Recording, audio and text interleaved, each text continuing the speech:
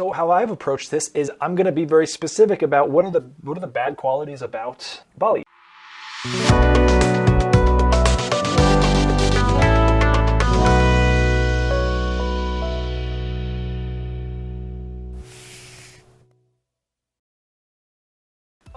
All right, what's up? So this video is going to be a unique one. It's going to be interesting. I hope it's going to be insightful, especially if you haven't been to Bali. If you have, also, I hope you share your comments with me, because this perspective is different than what you're going to hear most of the time. I'm going to break this video down into two parts. The first one is going to be the current situation in Bali. I just got done living there for 5 months, and general travel trends as they relate to Bali's tourism. And then in the second part, I'm going to list out the reasons that I think that I don't really like Bali. Now, section 1, current situation, general travel trends. So Bali announced 2 months ago or so they'll open on September 11th. I was supposed to make this video about 2 weeks ago. And in the video, I was going to start off with the fact that they're not going to open as they plan on September 11th. Now that news is already out there, it's less impressive. I can't claim this anymore. But the reason, I had a few reasons for this. The main one, and the more peculiar one that maybe you're not thinking about, is that this year is in the US an election year, and it's a quite intense election year. So in an election year, everything that happens is important for the election. So things are made to seem grander, crazier, more dangerous than they actually are. And so there's gonna be fireworks that's gonna happen. They already have, and there's gonna be more fireworks in August, September, October. The world isn't gonna be a settled place until after November. Now, why does it matter? It's just the US. Well, what happens in the US affects the world, worldwide affects the world. That's, in my opinion, why coronavirus is where it's at right now, is the US, it's an election year, and the US made it seem a really big and dangerous thing because the president seemed to not be taking it as seriously. So this is an opportunity. Let's make it seem really, really bad. And it affected the whole world. So that's that. In addition, there's general travel trends. Oh, and by the way, another reason why this matters is because of the type of guest that goes to Bali. The elections in the US, the world climate, the general sense of safety in the world matters a lot, much more than usual, for the type of tourists that go to Bali. I'm going to get into that more in part 2. The first part of part 2 is going to be why Bali is not cheap, but why Bali has that reputation. It's going to be the type of people that go there. Not that they're rich, but it's where they're from, and it's where they travel to. With that being said, other travel trends. So I've been to Bali 3 times. First in 2013 for just 2 weeks. Last year I was there for a month. This year I was there for 5 months. So I know a good bit about what's going on in Bali. And as far as I can tell, Bali has just been getting more popular. I looked into this for this video. They've basically been getting more popular since the 70s. But every year they've just been more and more and more popular. 2010 with Eat, Pray, Love, that accelerated the growth. So for the last 10 years, decade, there's probably been double-digit growth. And it's so popular, this place. What that means is everything goes in cycles. Everything goes in cycles. The world goes in cycles. The universe goes in cycles. Travel's no different. Bali is at the top of this cycle. That may last for a while, and it has. But this is the thing, in my opinion, that makes it go poof. I'm going to get into why, because, well, yeah, I guess I could get into that right now. So Bali, they've been so popular. We have a lot of revenue coming and a lot of tax revenue coming in. What have they done with this tax revenue? From my perspective, absolutely nothing. Or maybe not absolutely nothing, but basically nothing. There's an incredible amount of trash everywhere. Plastic pollution is a real big thing. The dirty water, air pollution, and it's an island, so air pollution, this is incredible, because the air pollution is bad because of how congested the island is, and because of, I think they burn their trash on the side of the road, so this is happening all the time. There's terrible transit. No improvements have been made to any of the infrastructure as it relates to transit. Skinny little roads. There's bribery is not uncommon. There's a million stray dogs and cats. The only real improvements that I've seen made are coming from private foreign entities in the form of, I'm going to improve this plot of land. I'm going to make a nice hotel here. I'm going to make a nice bar here, a nice restaurant here, a nice yoga studio. Other than that, it's just kind of horrendous, especially the traveling part. Just absolutely horrendous traveling anywhere, even to the very next area on the island. The video will be back shortly, but Reishi and Luna really had something to say.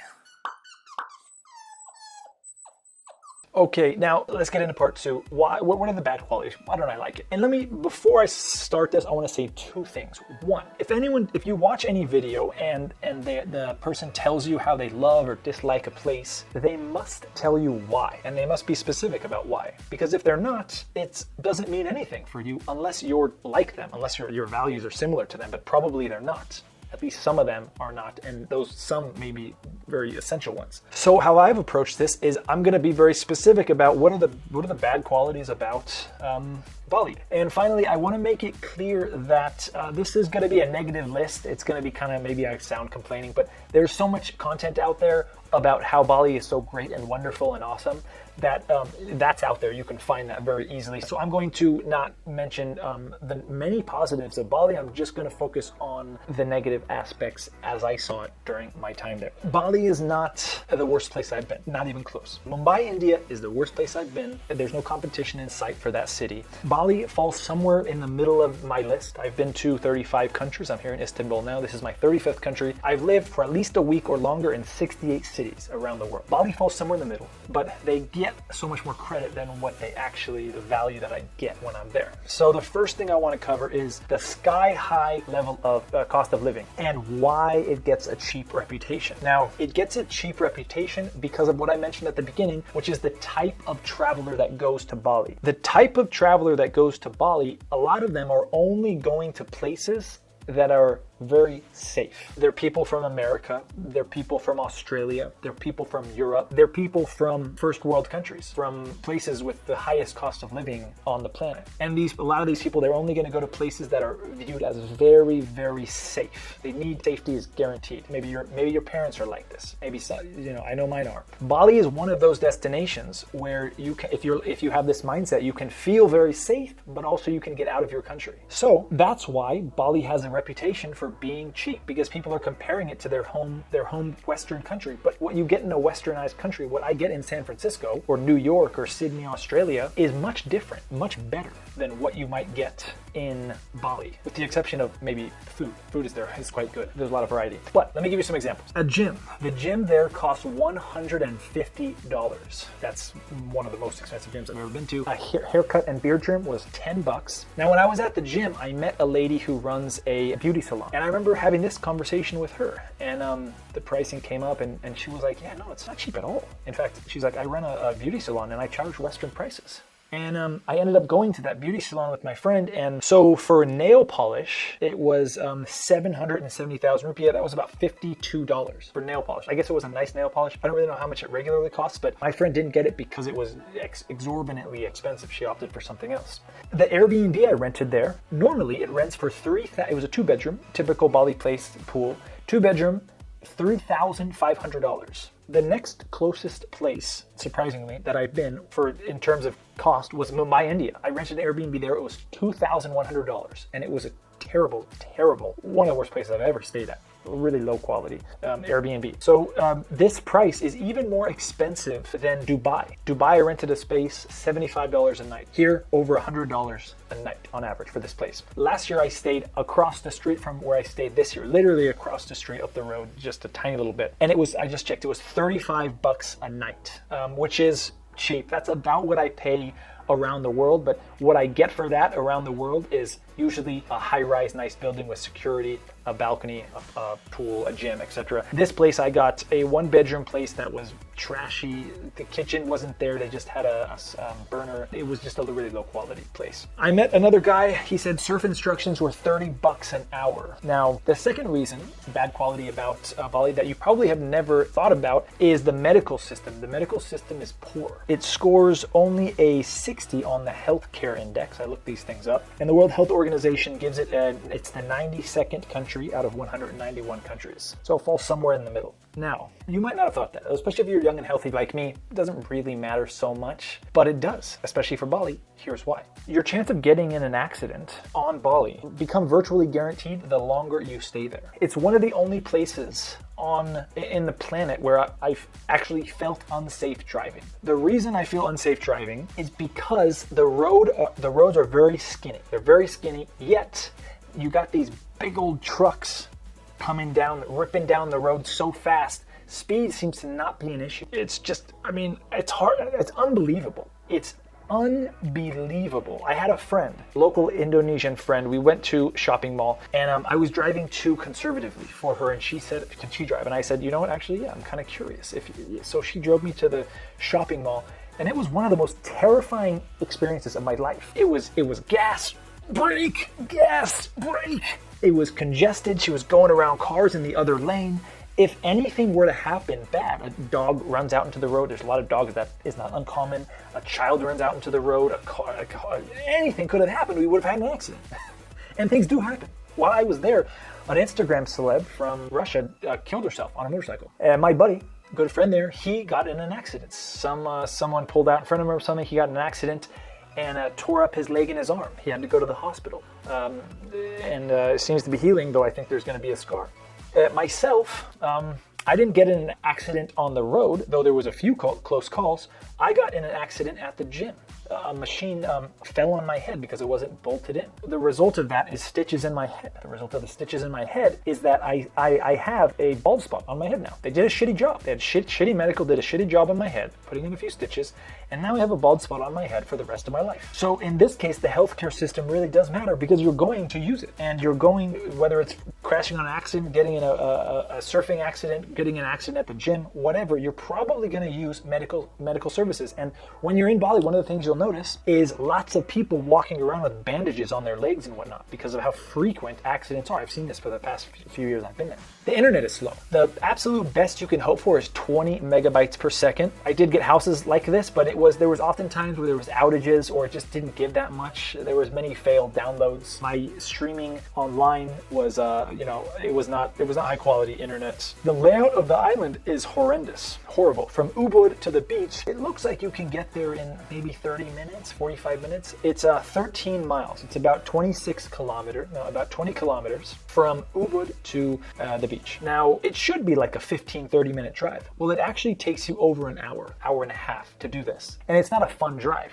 You're doing this the whole time. And that's another reason why accidents are more frequent, because you can't just go straight on a road, straight shot. You got to be always looking down at your GPS. That decreases my experience there big time. It would be great if there was some sort of road infrastructure that was going on where you could get to places quicker than 2 hours when it was really, really that close. In addition, though, as I mentioned earlier, if you're going to go from if you're in Canggu and you want to go to whatever the town is, the little area to the south or whatever it is, to the right, there's only one tiny little thing you can go through to get there. It's just horrible driving anywhere. And Canggu is just basically a one road. There's roads like this that go to the beach. If this is the ocean, there's just big long roads that go down and then other roads that jet out. But these roads don't connect here. They just jet out. So there's two long roads and then all of these roads come here really, really long. Yeah, it's not a pleasure to drive in Bali, anywhere in Bali except maybe outside, really, really far out. The traffic is horrendous. Keep with the transit. Traffic is horrendous. I liked Bali slightly better this year because it wasn't so touristy. There was not so much traffic, but in normal times, the traffic is